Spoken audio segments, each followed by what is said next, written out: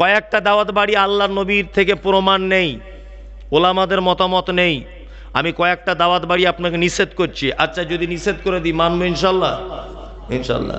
ওই মাথা লড়ানোই হচ্ছে, তবু বলিয়ে দিই, মানেন না মানেন, তাই না? এক, আপনাদের এদিকে এই চামড়া কাটার অনুষ্ঠান হয়, মুসলমানি খাতনা হয়, এটা হারাম, ইসলামে নেই, এটা ইসলামে নেই, মাথায় থাকবে। দুই, মানুষ আহলে হাদিস গ্রাম এটা, তাই তো, তারপরেও অনেক মানুষ আছে তার ছেলের জন্মদিন পালন করছে, হ্যাপি বার্থডে টু ইউ করছে না, বড় একটা কালো কেক এনে করছে না, করছে। এই যে পহেলা জানুয়ারি আসছে, পহেলা জানুয়ারি আসছে না, ওরে বাবা পিকনিকের ধুম শেষ নাই।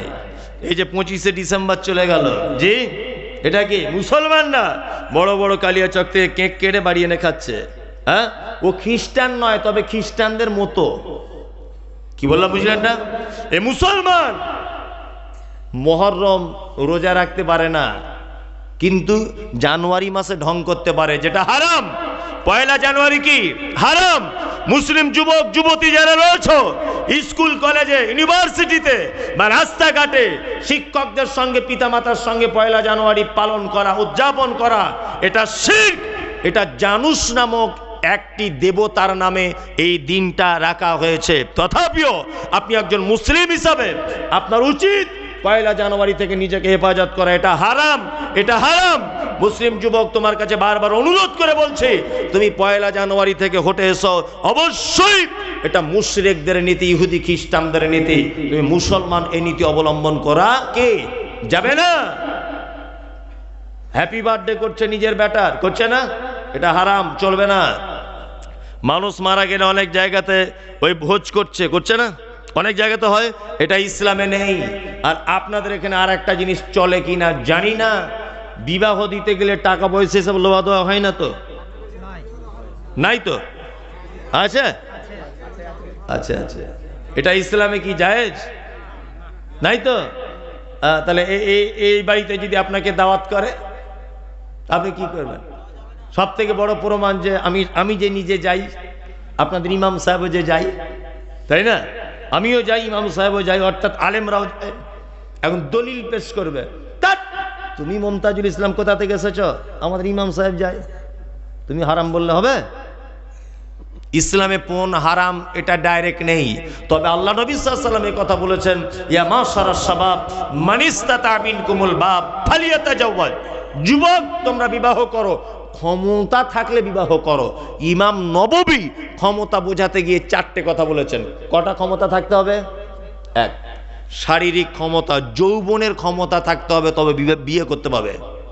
2, টাকা থাকতে হবে পুরুষ মানুষের, তবে বিয়ে করবে।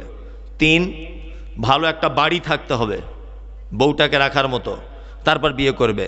4, চোখ এরকম করলে বউ এদিকে ঘুরবে, চোখ এদিকে ঘোরালে বউ এদিকে ঘুরবে, এই ক্ষমতা থাকতে হবে, তারপরে বিয়ে করতে পারবে।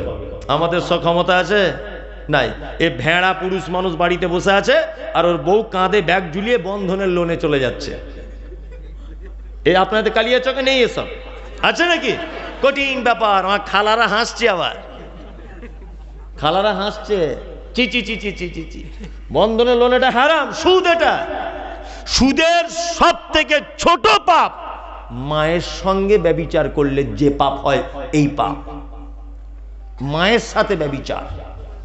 এ কি 4টিখানি বড় কথা।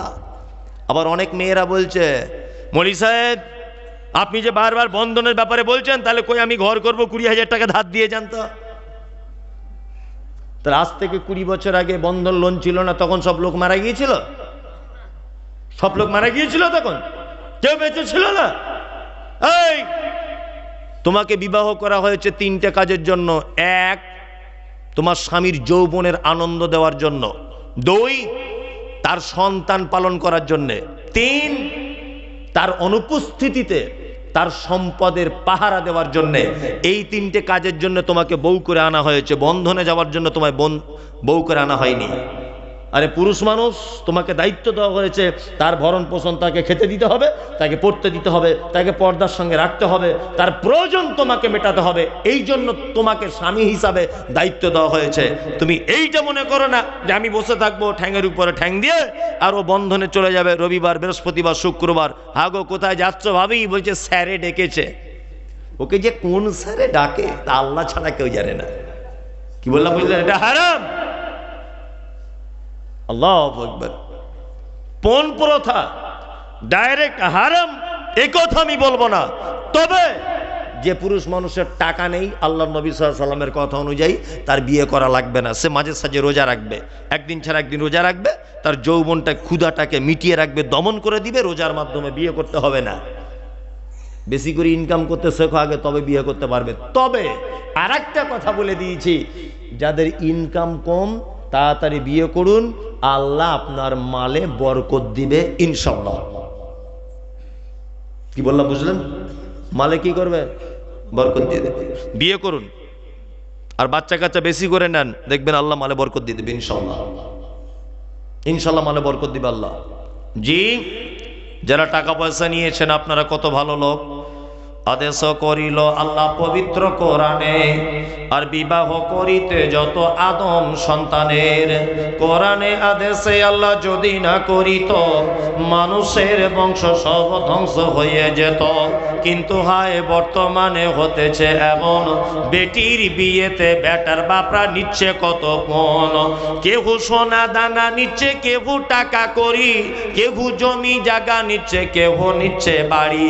আবার কত বাপজি বলে নিব না কপন, বেটা বেটি সাজিয়ে দিক বিয়াই আপন। টাকার বেলায় সাধু সাজে, জমির বেলায় চোর।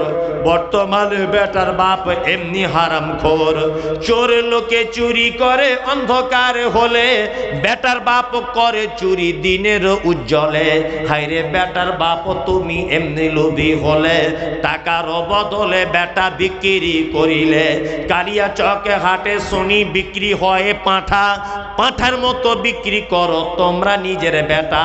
হায়রে বেটার বাপ তুমি এমনি লোভী হলে, পাঁঠার মতো বেটা বিক্রি করিলে। তোর জন্য কত নারী বিষ পান করে, কত নারী গলায় দড়ি দিয়ে ঝুলে পড়ে, কত নারী অহরহ অ্যাক্সিডেন্ট হয়, কত নারী রেলগাড়িতে গলা দিয়ে যায়। এর জন্য কে বাদাই জানো? বেটার বাপ।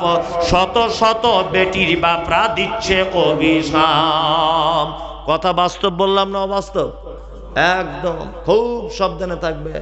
আবার কিছু হারামখোর আছে, এত বড় বড় দাড়ি, মাথাতে টুপি, বড় পাঞ্জাবি, তসবি নিয়ে ঘোরে। মেয়ে দেখতে গেছে, বেটার বউ দেখতে গেছে,